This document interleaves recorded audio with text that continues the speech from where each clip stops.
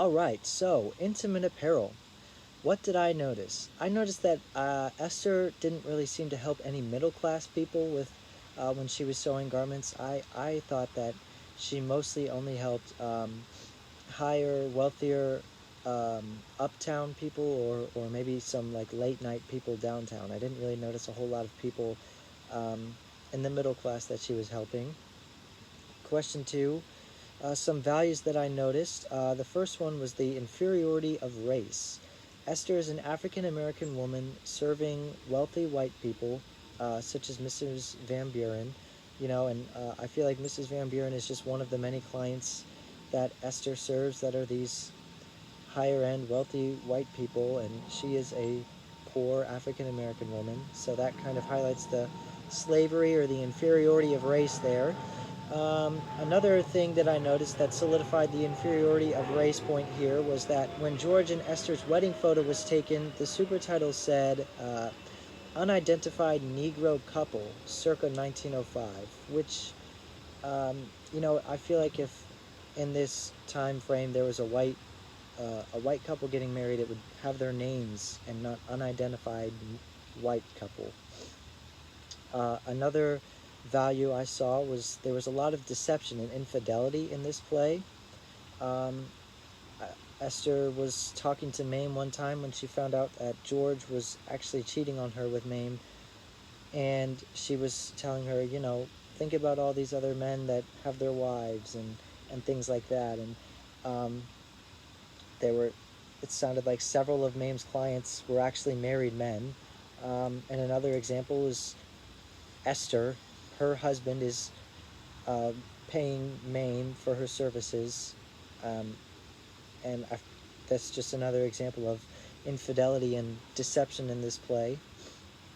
And since we're talking about infidelity and deception, that was one thing that really surprised me. I mean, I knew it went on, but I didn't realize that it really went on as much as this play made it sounded like it happened. So I did a little bit of research, and apparently about 20% or 1 in 5 relationships involve some sort of infidelity case, which was really surprising. I didn't realize that it occurred that often, but it does, I guess. So question number 4, we're talking about the 3 R's here. Um, what is the relationship of intimate apparel to the representation, the African American experience? Well, I said that this play kind of highlights the racism that African Americans endured, during this time period. If we're talking about Esther, she's a poor African American woman, and like I said earlier, she's serving just wealthy white women, or wealthy white men, and it just kind of highlights maybe the slavery or bringing things like that back into play here. I thought that this reinforced the understanding of the African American experience, and it also reinforced the stereotypes of African Americans. In this play, both Mame and Esther are seen as poor, working for wealthy, white, upper class citizens, which just reflects on the stereotypes that have already been established. I believe that stereotypes still do exist today. One thing that perpetuates them is fixed mindsets. So we're talking about people who don't believe what they believe, that all African Americans are the same. They're all they take part in the same business. Nothing can change with African Americans. That's just how they are, which is a terrible way to think about African Americans. And that's one of the reasons why there's a lot of stereotypes. Something that can overcome those stereotypes is a growth mindset. Believing that African Americans are people. They're just like any other race of people.